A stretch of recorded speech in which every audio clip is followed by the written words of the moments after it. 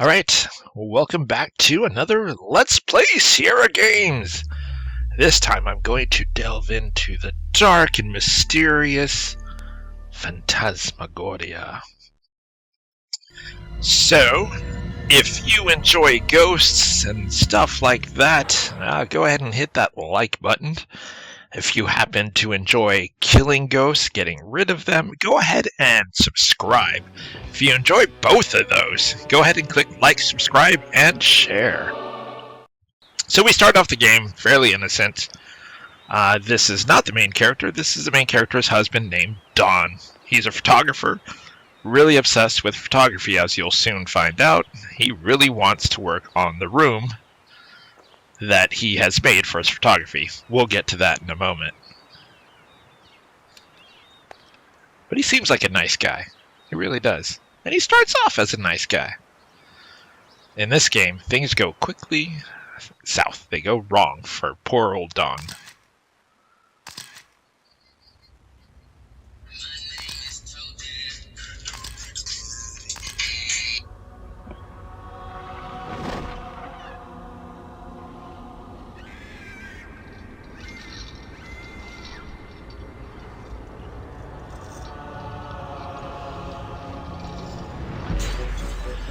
I love this intro music. It's so good.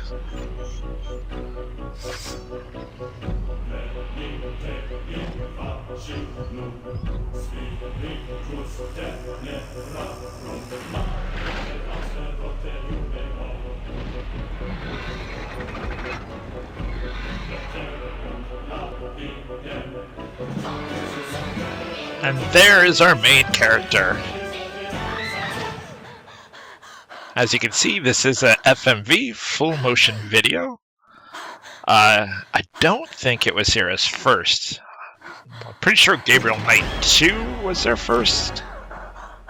Because this seems a lot more polished in terms of the realism than GK2. But I could be wrong. I've not double checked that. No, it's horrible.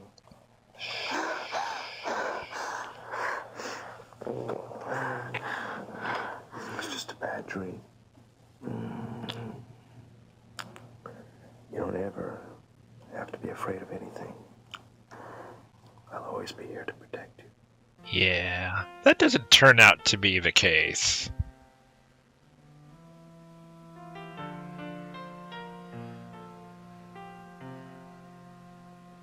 The scene is blacked out right there. They are normally engaged in sex. And I don't know how sensitive YouTube's nudity detection is or whatever, but there you can very clearly see a pretty good shot of her side breast. Wasn't sure if that was going to trigger something, so I went ahead and just faded that out.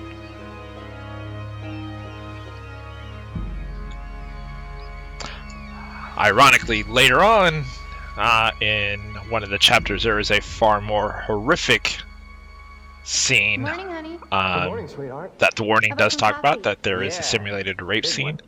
But there's no nudity to it, so I left that part there because I didn't think that was going to trigger anything that was going to make YouTube yank the video down. Oh, no. Whereas the nudity would have. Yeah, I know. We have to admit, this place is kind of strange.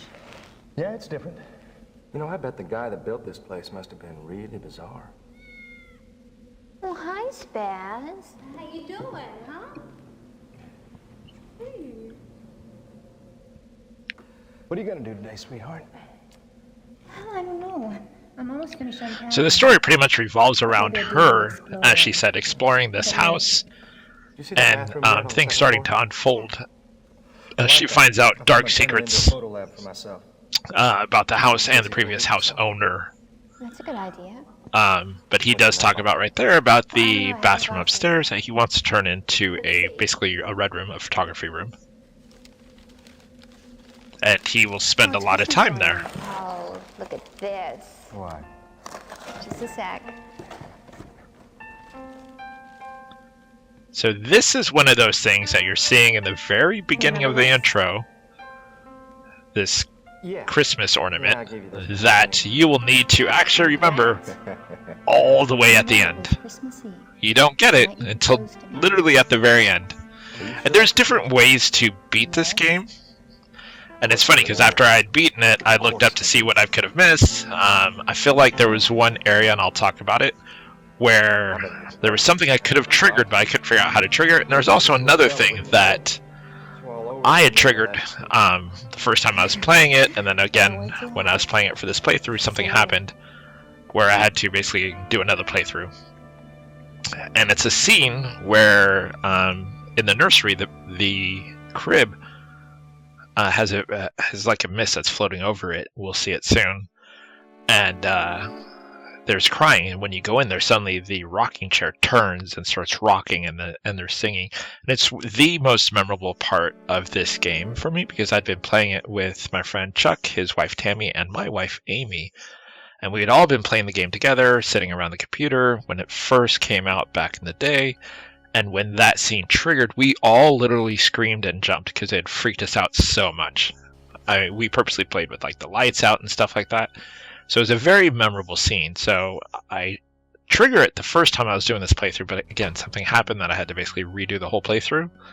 And when I did it, I didn't trigger it the second time, so I don't know what it did. So I was looking up how to do different stuff because there was something that's down in this cellar area that we're not going to get to yet, but there is something down there that later on you see something, and I'm pretty sure there was something to trigger there, and I triggered most of the other ones because I've played this game a number of times, and I couldn't recall how to trigger the one that's in front of this barrel. And I'm pretty sure there's something there, I just couldn't remember how to do it. And I totally forgot what my point was when I was talking about all that. But anyway, yeah. So it's essentially her exploring the house and finding out these weird things that are happening about the house. So a lot of it in the beginning is you're just picking up stuff, looking at stuff before things start happening. So it's just a general good idea. With this game, it's really easy. You essentially move the cursor over everything. You just zigzag back and forth over the screen, and if the cursor turns red, that means it is something that you can click on. What I do like is where the hand icon is now, it has those two arrows. If it's something you've done before, you accidentally clicked it, or nothing has changed in the scene, you can click it, and it'll quickly bypass it.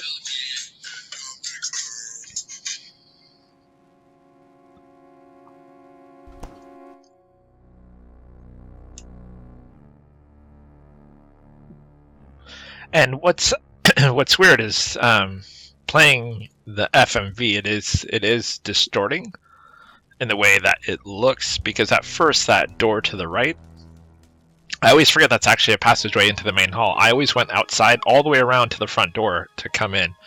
Every time I play this again, until I remember from the main hall, I go this way and it gets me into this room, and I'm like, oh. So it is distorting when you play a full FMV video game, because sometimes it's not very clear where the doors are unless you really move your cursor back and around. So what we did here is we looked at the photo, we looked at the fireplace, we grabbed the fireplace poker because we're going to need that very soon. And see this mirror? Mirror looks normal. Later on, I'll actually trigger an event that happens on this mirror and actually on several different mirrors. So I don't know what triggers all the events. I can't remember. I just tried to remember to click on everything once or twice, and to ensure to try to get the most I can out of this game. This game you can pretty much shortcut very quickly because a lot of this stuff is optional. So you can literally skip out on a ton of these visions that happen in different areas and still see most of the game and beat it. You just miss out on a lot of the backstory. And really, when I say backstory, it's literally the murder of different individuals. So I don't know if you really want to see that much of the backstory.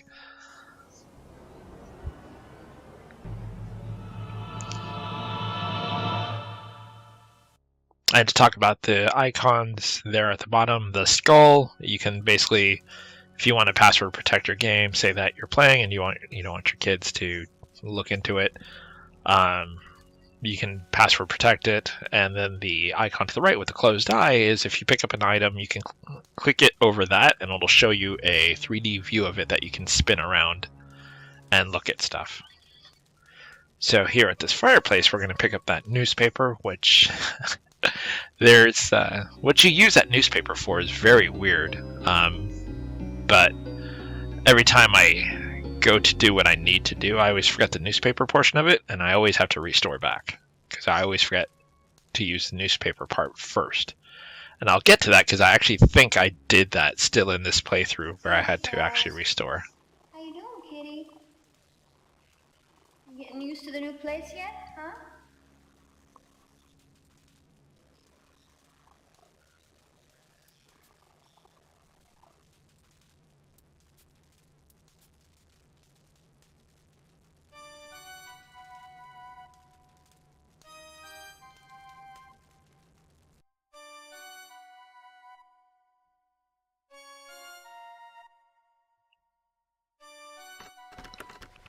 Here's where some of the mystery starts happening. You're finding doors that are mysteriously locked. And her husband, Don, just purchased the place, so there's obviously something maybe with missing keys. So we'll get into that here shortly. I do like that the game... I'm going to try to do this so that the game plays in one channel and my thing will come in a different channel if I remember to do that. So that you can constantly hear the music and the sounds and stuff like that. I like that the game keeps the tone very kind of dark and mysterious as you're playing the game. Even if nothing dark and mysterious is really going on, you are in a weird house. So the fact that it keeps that tone going is something I really like.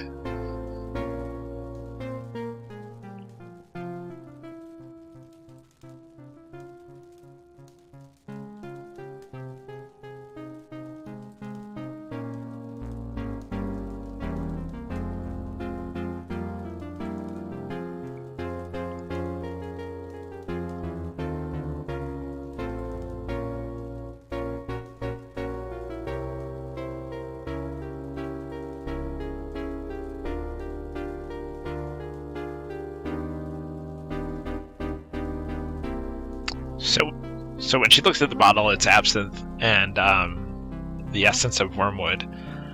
If you don't know about absinthe, it's actually in the US. I don't think you can get the actual true version of absinthe because it basically causes hallucinations with the wormwood that's in it and stuff like that. But you can get versions of it that are high potency alcohol essentially, and I had not tried absinthe until I was in New Orleans once, and basically the only reason I saw it is the bar that we went to. The girl had a dripper, and she was dripping, and then she lit the top of the drink on fire, and I was like, all right, well now I need to know what that drink is, because it was a pirate themed bar as well. So if you've ever been to the main center of New Orleans, you probably know what the pirate bar is. And if you know me, I happen to enjoy pirates and stuff like that. So I went in and asked her about it and tried it, and she explained what absinthe was and all that stuff, and I had some. And, the one that I drank there was one called Lucid, and it's a good drink. It basically tastes like some kind of like mixture of licorice kind of thing, but it is a strong drink. But the wormwood one is pretty much, I think, not legal in the US, or at least at one point it wasn't. So anyway, so there's a token in this fortune teller. I think you can go to the fortune teller every chapter. I think I did it 2 or 3 times. I don't think I did it every chapter though. But it says evil walks, or evil will walk once more, which is foreshadowing for what's about to happen in the game in order for the game to actually happen, because she has to do something that is going to lead to a catastrophic list of events that just trail one after another. And it's a shame too, because in essence, what happens to her husband, as I said, it's not his fault later on. He turns out to be quite the a-hole. But it's essentially her fault. There's no other way to put it. Because she accidentally, unknowingly unleashes something. But even before then, the house is already doing weird and creepy stuff. You'll see that here shortly. But she releases something on accident, granted.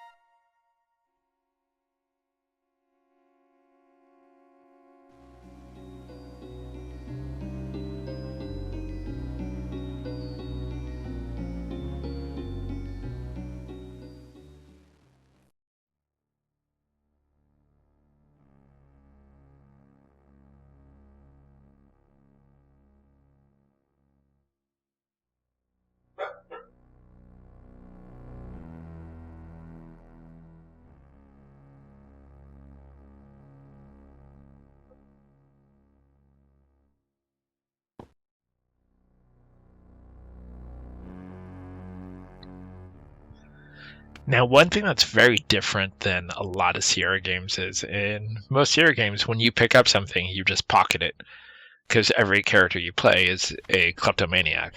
So what Sierra games teach you is if you see something that is not nailed down, pick it up and take it because you'll use it later. In Phantasmagoria, despite the fact that it does have spirits and all that other stuff, not to say that spirits aren't real if that is your belief, not to say it's not mine, but despite that, phantasmal sort of aspect of it, it is more realistic. There are just things that she'll just, for example, those cigarettes, she'll just open it up and look at it because it'll come into play later. So the fact that there's 3 cigarettes there, I forgot to do it, but I know from my previous playthroughs that you can go back later and suddenly there's like 1. So anyway, I did say something before she even releases anything. The house does do creepy stuff. She's already had the one nightmare that we saw in the intro, but you can chalk this up to perhaps she's actually having a nightmare and what is about to happen doesn't really happen because you see that she closes her eyes right there for an extended time and it goes blurry. So we see it's like a dream, but things are happening on the bed. So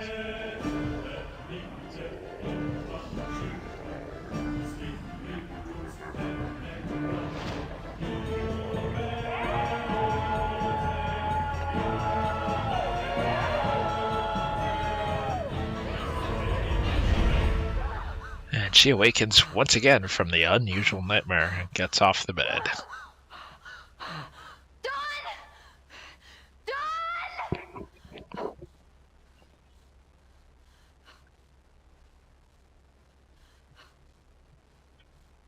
Honey, you okay? Oh, God. The bed. What? The bed grabbed me. The bed grabbed you? Yes. Oh, here, calm down, calm down. Wait here, all right?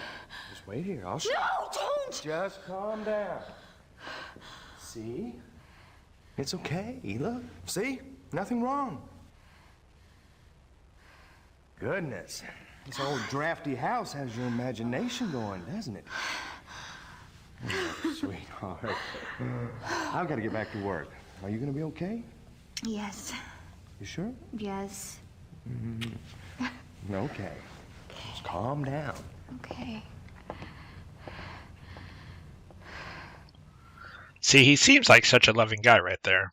So you can tell he does actually care about her, which will be weird when we go to the real estate place here shortly. She calls him a profanity, which is odd because he hasn't yet started acting unusual.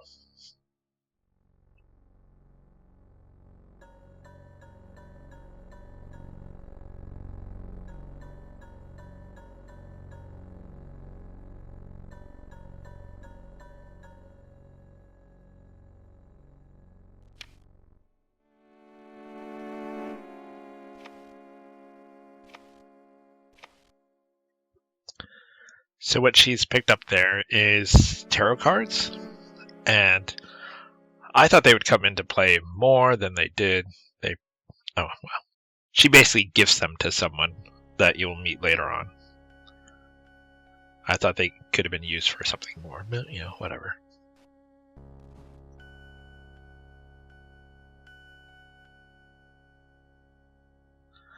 I do think it's funny that the fact that she just had a nightmare on one of the beds, she's willing to climb onto another bed. It's just weird.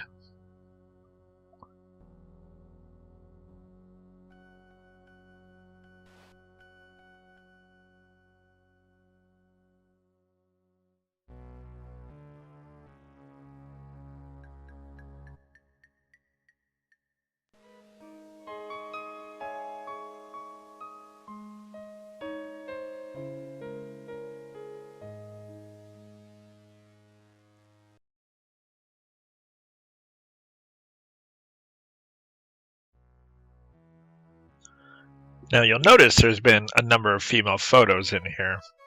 And you would think maybe like wife, sister, daughter. No, you'll find out who they are here shortly.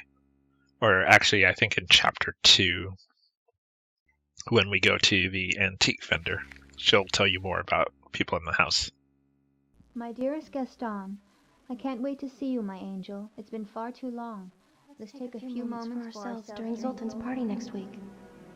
We'll meet in the gazebo, away from all the revelry. Angel, how I yearn for your sweet kiss. Your strong arms holding me tight, protecting me. And oh, my dear, I need protecting. I'm afraid my husband's beginning to suspect. He watches me night and day. Perhaps we can steal away, run away, forever from his sight.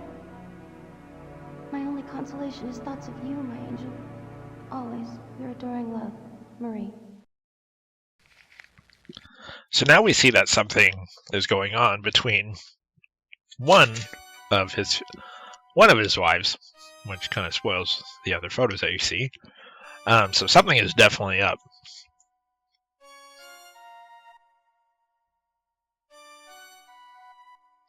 And then the mention of the gazebo is a place that you won't be able to access until later.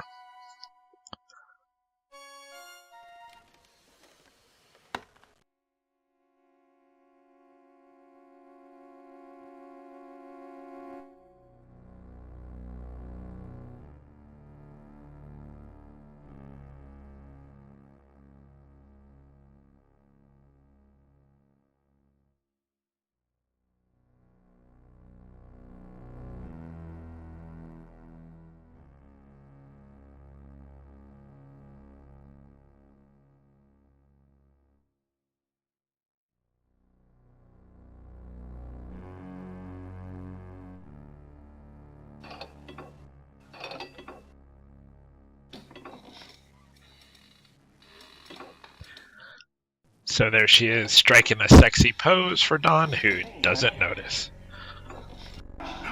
Which is incredible, because she's a very beautiful woman. Yeah, screwdriver slipped. It's a damn drain. Let me see. Oh, I'm okay. Really, I could use some drain cleaner. Do we have any? I don't think so. So the drain cleaner will be a very important thing. Again, you're hearing about it in chapter 1, and you literally don't use it. Or really, you get your hands on it, but then give it to him. But we'll use it again in the last chapter. Hand me that wrench. Thanks, honey.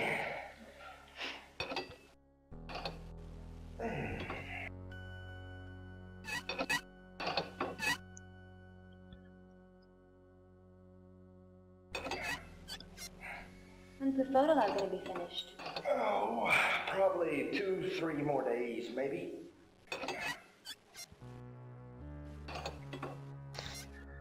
So one thing I'd recommend is keep talking to people until they repeat themselves. Don? Adrian, honey, will you let me work, please? And that's probably the first time he's kind of jerky, I guess, but doesn't warrant, I think, what she ends up calling him back at the realtor.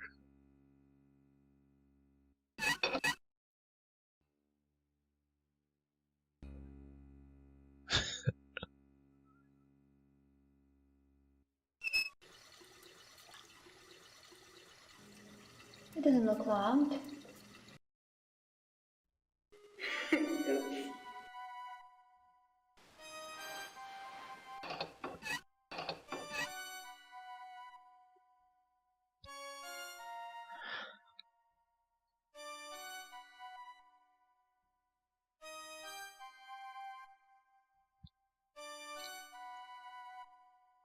By the way, have you already clicked like?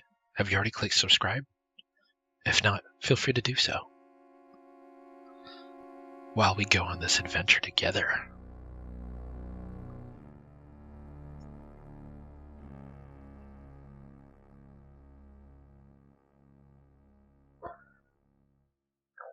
Now that old school record player, she can't get it to work. So something seems off. But don't worry, it'll come into play later. And that chair? That chair is one of the most horrifying things, other than the shock. The shock seems unusual that it would shock you because it's just a wooden chair, but you'll figure out why later. It's like spiritual energy, essentially. So you can see something is happening on that chair. And I eventually trigger the scene that represents that chair, and it's pretty freaking horrifying. It's part of the warning of the simulated gore aspect that I have at the beginning of the video.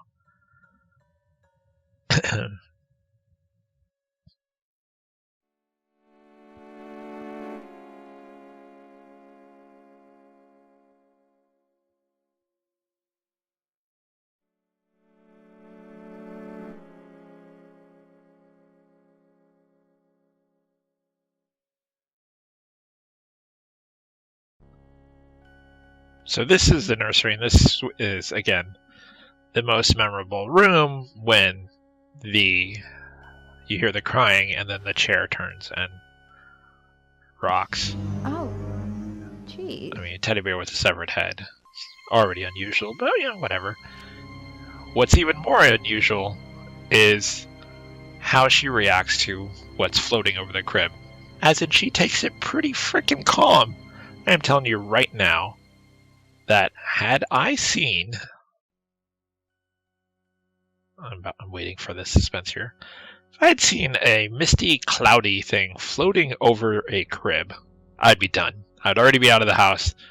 If I was her, I'd call Dawn and say, hey, I'm at a local hotel. I am never going back to that house again. Because when she touches it, she reacts and says, what is this stuff?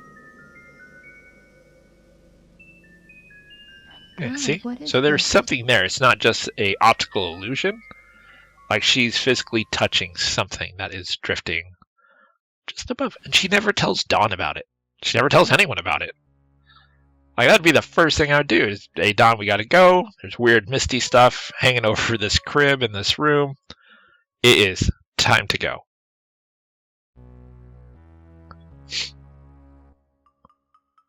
What's this? Another locked door? But wait. Where is the key?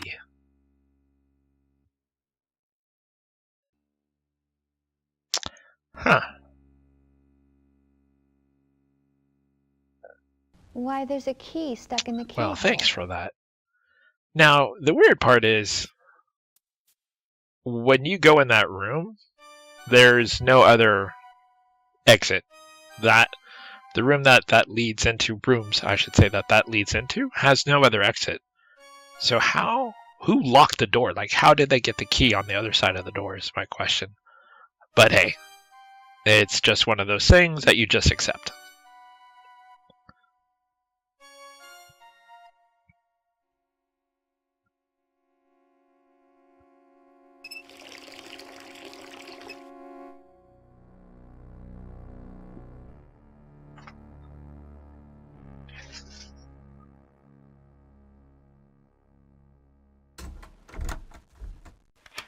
It's nice that she closes the door when she uses the restroom.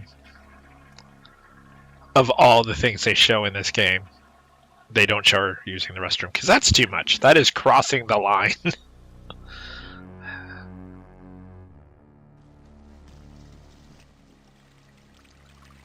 And she washes her hands, which is good. You should wash your hands after you use the restroom every time.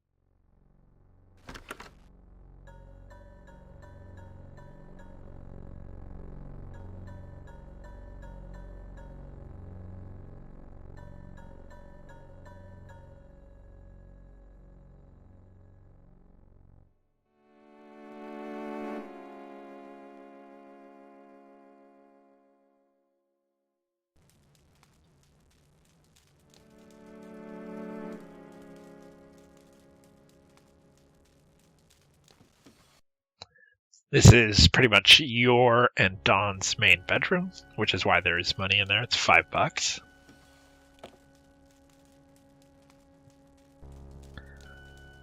And every time I play this, the first time I play it, it always catches me that that's actually a TV and not a chair. I always think it's a chair to sit on, but it's a TV. Every time I haven't played this in a long time and I come into this room, I think, oh, a chair. Oh, no, it's a TV. Got it. And it's weird, too, because they actually never do anything with that TV. It's not like they ever call, like, a cable guy or something like that. They will, however, eventually call a telephone guy, which they make no mention of needing throughout the game.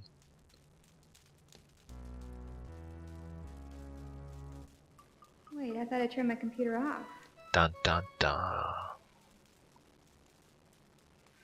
I guess not.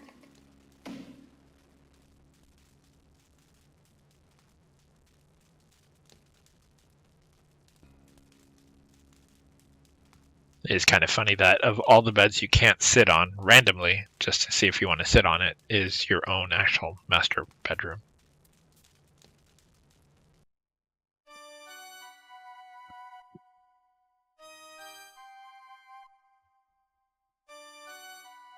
And honestly, why do two people need a house that is this freaking huge?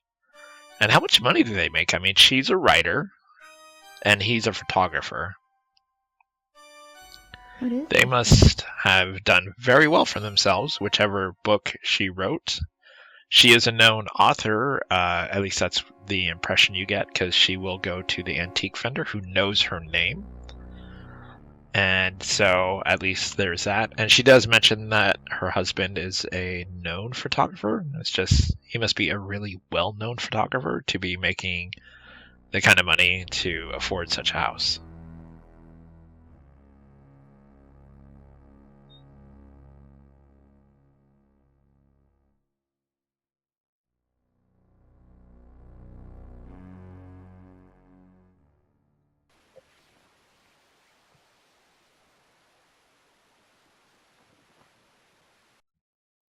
Now, the real question is that blood on the apron or is that just red paint? I'll let you know what I think my guess is.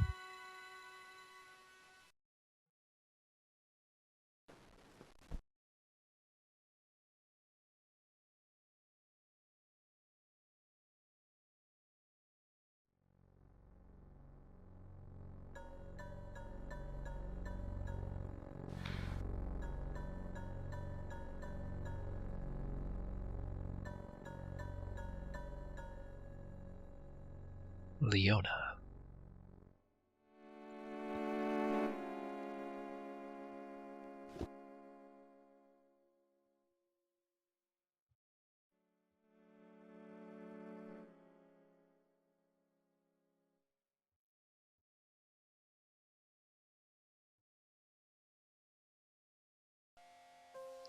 Now, something to note is it's not her, and it's probably not Dawn, but as the game progresses, if you keep checking that picture, more gets added to it. So it's as if something or someone is still painting.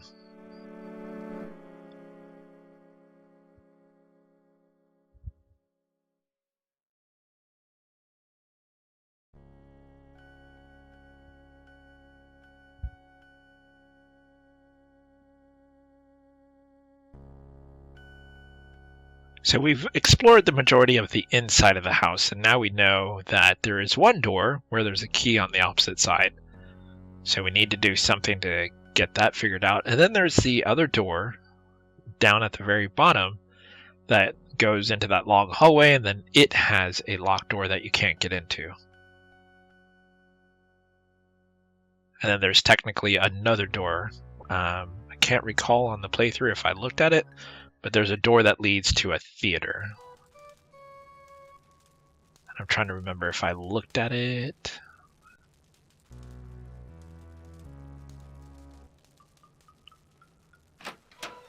Anyway, earlier I had said that I had played this for this playthrough and had to redo it. So, the final chapter, something happens with Dawn and it triggers a chase scene. Once that chase scene happens, it restores always back to that chase scene, no matter where you saved before. And this game only keeps one save game, unlike other Sierra games that you can have multiple save games, different locations. This one basically keeps a bookmark, and wherever you put that bookmark is where it stays. So even if you put a bookmark before the scene with Dawn proceeds with the chase scene, when you restore it automatically goes back to that. And there was more to the house that I wanted to trigger because I knew that you could trigger other events to see the death of the other people that were in the house. So when I tried to restore it, wouldn't let me. It kept going back to the Dawn chase scene, which wouldn't let me then trigger the other events. I don't know why they did this. But what I ended up doing is actually creating a second profile, running that playthrough all the way through, and this is what this is. This is that recording. Because I also noticed that I didn't have the high definition, and I was playing like half screen, so the videos weren't the full size for the cutscenes. But when I was playing this one, the same thing happened. I accidentally triggered the chase scene, and what I ended up finding out, I looked at the folder where the game folder is, and I noticed that there were two files in there. One is called chase.dat, and then there's another one called chase.dun.x. So it might be a 2, a 3, or 4. And I discovered once I renamed those, I just put an underscore in front, I could go back to the actual restore point of where the bookmark was, which was before the chase scene. So unfortunately, I didn't figure that out until my second playthrough, and I'd already gotten rid of all the original footage of my playthrough, which also had the crying baby scene. So if you do get stuck on that scene where Dawn is chasing you, look for chase.dun.x, x being a number, or the chase.dat, and just rename those with an underscore, and you'll be able to go back to your previous bookmark. So that's a pro tip for you.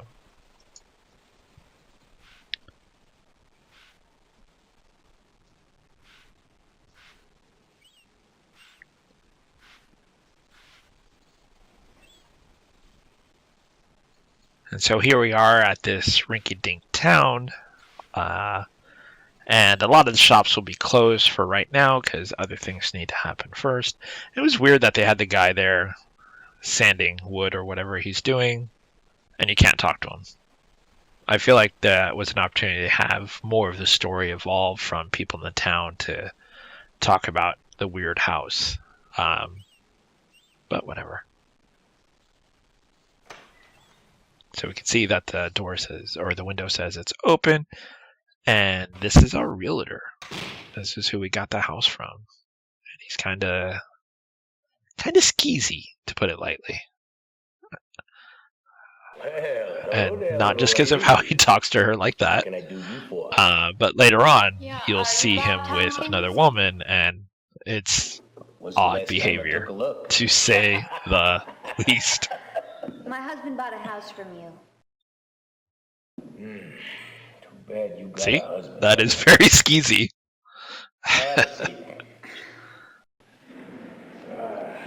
Love to do that. What's his name? Boom. Asshole. So why does she call Don an a-hole? Like, he's actually done nothing yet. Gordon. Donald Gordon. I mean, other than say, hey, can you let me work? Please. What? I mean, granted, that was kind of snippy, but I don't think that warrants the a-hole comment. Gordon. Yeah. Donald Gordon. Here we go. Oh. Who's them people what took over the old Caravash estate? It's Carnavash. She cracks me up. She's such a good character. I really like her. Now. Your husband was that photographer. What takes the pictures for those magazines? Yeah. Well, my husband works for several magazines. So there you go. He's doing a project for Newsday magazine right now. And you, little lady, you're a writer, huh? Yes. I'm a novelist. Oh, a novelist. So what have you noveled? Have you heard of a book called Blue Moon Rising? No, can't say I have. I'm not surprised. Well, So apparently that Blue Moon Rising is a popular book with how she responds to him. And since Don works for several magazines, I mean, it doesn't sound like he's well off, so the money seems to be coming from her. Well, thanks.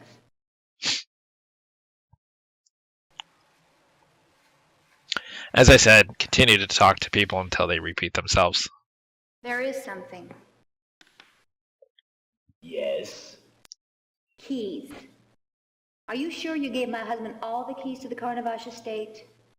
There seem to be some locked doors. Well, I gave him all I had. But if you don't believe me, why don't you just check for yourself? Well, I think I will. As she should.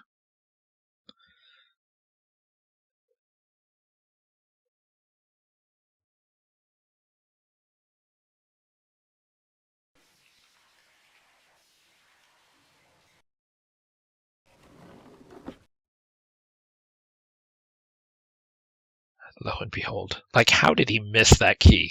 It's not like it's a small key, it's a giant key. Carnavash estate. All the keys, huh? What's this? She's so snarky. See, he even says it's a very large key. Like, how did you miss it, bro? As she should.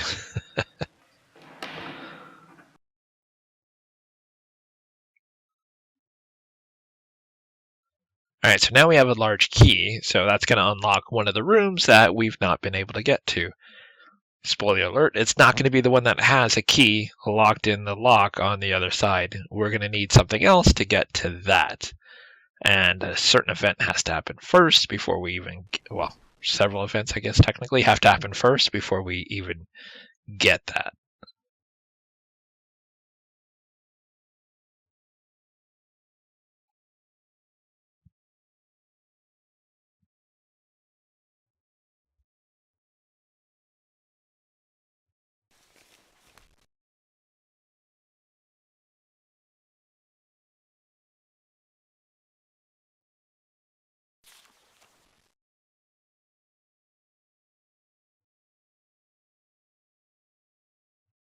I do feel like it was a bummer that they didn't show like the inside of the magazine. It would have been a good time to show off like some folks from Sierra, you know, like as realtors and stuff like that, just to make it look like you're flipping through a magazine and have other Sierra employees dressing as realtors and stuff like that, with nice little nods to like, you know, hey, this house is for sale on Daventry Street or whatever.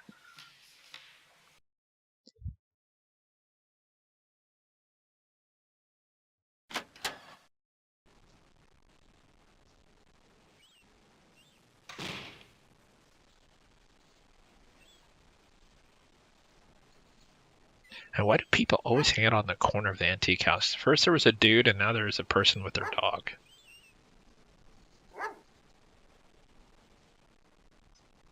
Yeah, closed. That's the antique store where you can definitely talk to the owner, is a female by the name of Lou.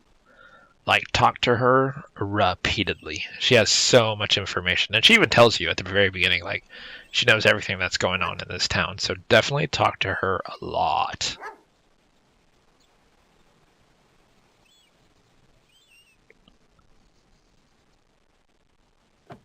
Now, you technically can, before you enter in the car, there's a screen to the left that you could go to. But with the general store not being open yet, you can't get what you need to actually get any further. And even if you get the thing that you need in the general store, you need something else to get past that. So that's why I didn't go to the left yet.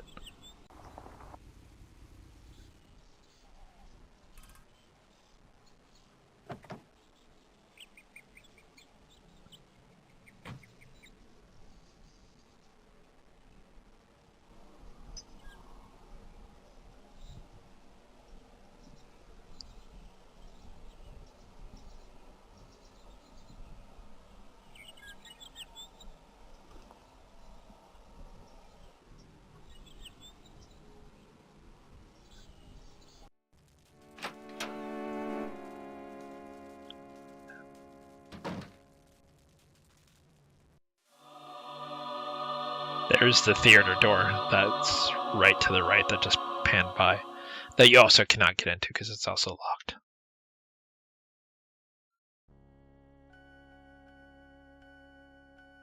Oh, you know what? Here I am, like, almost, 50 minutes into this, and I just remembered I was talking about how wanting to trigger everything and stuff like that, and how on this one I couldn't trigger when I did the second playthrough, which is what I ended up recording after the first one I'd redone because I couldn't figure out how to restore prior to the Dawn chase scene. I'd looked online to see if there were specific ways to trigger certain events and stuff like that, and there's nothing. Like, most of the walkthroughs you look at are basically walk east, walk west, pick up this, do this, talk to that person, go here, go. They're very basic, and they don't really tell you. Like, if you follow those walkthroughs, you're going to miss almost all the scenes that I found, which show the death of many of the wives of the person who formerly owned this house. So if you follow a walkthrough online, you're going to miss a lot. I highly recommend just playing the game to play it. It's very hard to die in this game until the chase scene. Once the chase scene happens, it's very easy to die. This reporter attended Kano's Phantasmagoria But I show. noticed when I was looking at the walkthrough, or many of the different walkthroughs, Horrific, what I did mind-tingling, and incredible. for acquiring something is totally different than what every walkthrough I found basically said to do. Most of them talk about you take this tunnel that takes you to the crypt and you get something that's on the crypt. I totally did it a different way. I never even went to the crypt. Never even walked towards the crypt. I've only saw the outside of the crypt, not the inside. Those of you So thrills and chills won't want to miss this. I highly recommend, if you play the game, don't follow walkthroughs. Just walk around and click stuff. It is very, very difficult to die until the chase scene starts. Again, once the chase scene starts, it is very easy to die. It's really, really easy to die. And it's a gruesome death every single time. So up until that last chapter, avoid walkthroughs. It's really, really, really, really, really, really difficult. Impossible, really, to die as far as I can tell. So just play the game. Click on everything and just make your way through until you get to chapter 7. If at the point you're stuck at chapter 7, then you can follow a walkthrough. But just explore the house thoroughly. Click on everything. Because, again, the way I did something to acquire something was totally different than what all the walkthroughs showed. Evil? The devil made me do it? This guy had some strange taste. Worship of animals. Secrets of the dead. So based on those books, you can figure out that the owner of this house was into the occult type stuff, which will come into play very, very soon.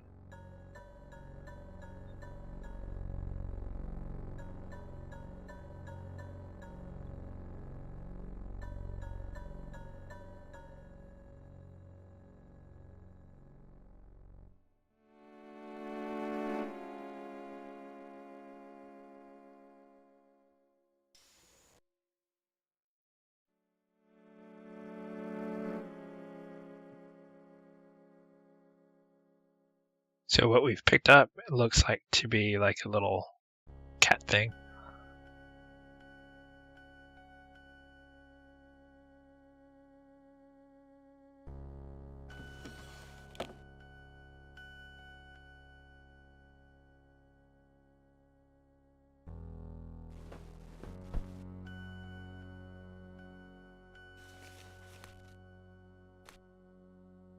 Dear Jeremiah, It has come to my attention that you have recently acquired a unique book while traveling through Egypt this most recent winter. It is my understanding that this tome contains powerful information regarding ancient rituals of sorcery and magic. So now, as I said, we know he was into the occult stuff. As you know, Now he's interested in this book. frustrated by the fact that I cannot really control the world around me. That my so-called magic is merely nothing more than illusions. Next month, I will be giving a show in Paris. Will you be in town then? If so, I would like to set up a meeting during which I could examine your fascinating acquisition. If the book is really authentic, I would be more than willing to pay a hefty sum for its purchase. I look forward to hearing from you. Best regards. Zoltan! Zoltan. Every time I hear Zoltan now, I don't think of this game. I think of the movie. Zoltan! Hopefully you know what movie I'm talking about. Dude, where's my car? So, as I said, you click on the eye and it'll show you the item. You can spin it around. And you see a button. Oh, And it's a letter opener, as she said. That's really the only thing that you need that eye for, because all the other items, you can just look at it just to see what it is.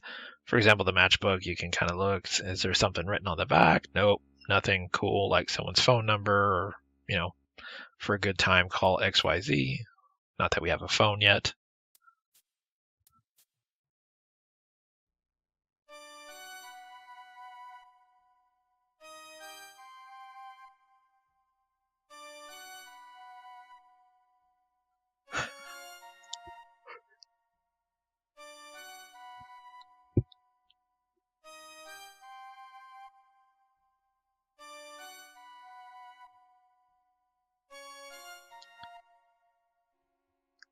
There's your $5.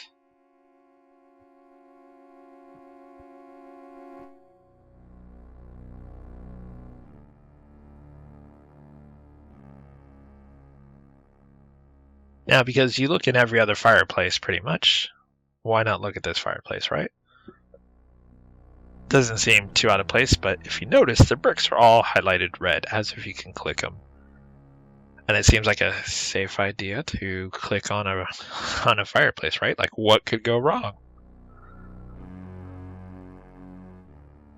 So she'll kind of look around, and whoops! What the Indeed. What the hell?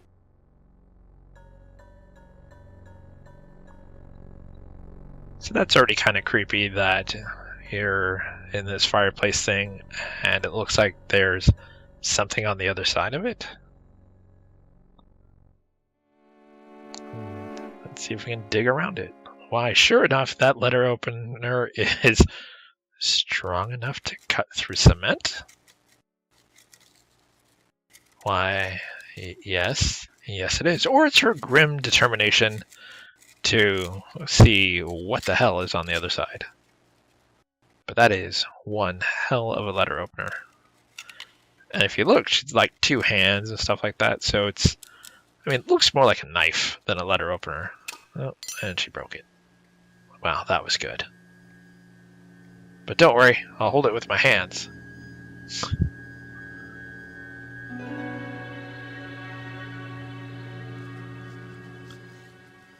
That's enough to loosen that brick.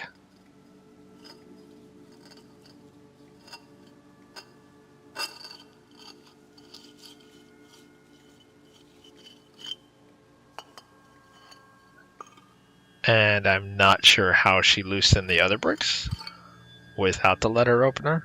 But again, sometimes you just have to throw it away, just or throw away the logic and just go with it.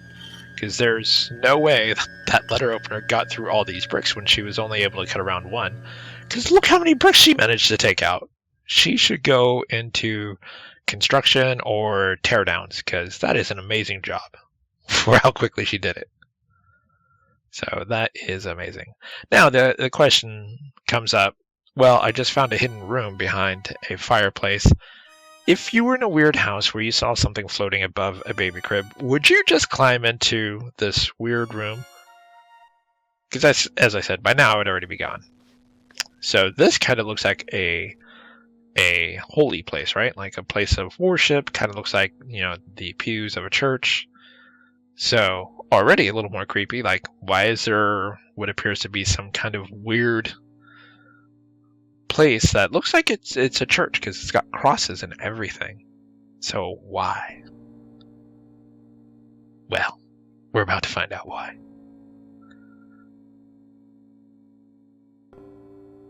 And this game is composed of 7 chapters in the way it works. So if you've played the Lower Bow or the pretty much Lower Bow, because even the first one, the Colonel's Bequest, is technically falls under the Lower Bow games, where time passes with certain events and stuff like that. That is exactly how Phantasmagoria works. You don't need to do everything for a chapter to end. So if you don't pick up the matches, for example, that we picked up right at the beginning, you can still end chapter 1 and not have everything that you can normally just pick up. So it doesn't care, it just looks for certain triggers to happen. And once it does, it moves on. Wow. This must be Carno's family tree. That is a hell of a family tree, right? And oh look. That box growled and the lock fell off. Apparently she didn't hear that though.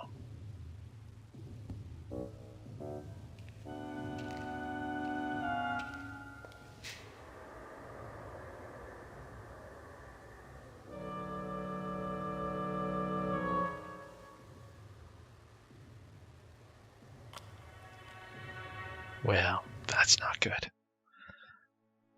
And when I say it's her fault, technically it's our fault, right? Because we're the ones who are about to open this box that no longer has a lock on it. Which you probably shouldn't do, but, whatever. And in hindsight, when we reach the end, I'm not sure how that book being on top kept things in place.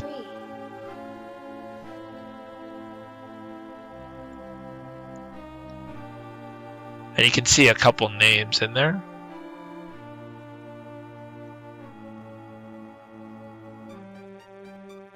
So there's a name with an H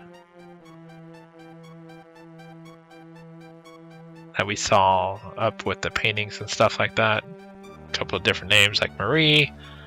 All of them, which if you talk to Lou at the antique store, she'll give you a lot of information that fills in some of those blanks.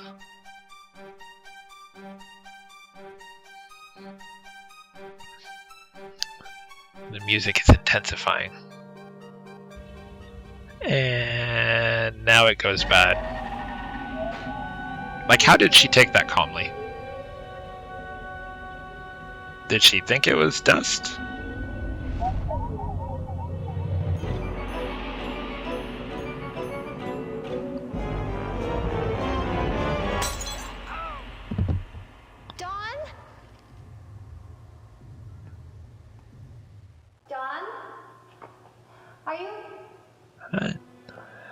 Dawn looks knocked out. Dawn, what happened? Adrian, ouch, my head. Are you okay, honey? It's just a little kind of... What happened? Are you sure? Let me look at that. You've got quite a goose egg. What were you doing, wrestling with that lamp? Oh, it's very funny. I don't know what happened. Suddenly the damn lamp crashed down on top of my head. I just finished tightening the screws. I just wish they would have shown said lamp like a POV of the lamp to foreshadow it falling, because I don't see where the lamp is or where it was that it would have fallen on him and given him a goose egg. Like, was it on the ceiling? Was it on the table? Maybe I didn't notice it, but it'd been good to kind of do a POV of just above the lamp to know that's going to come into play later. Hungry.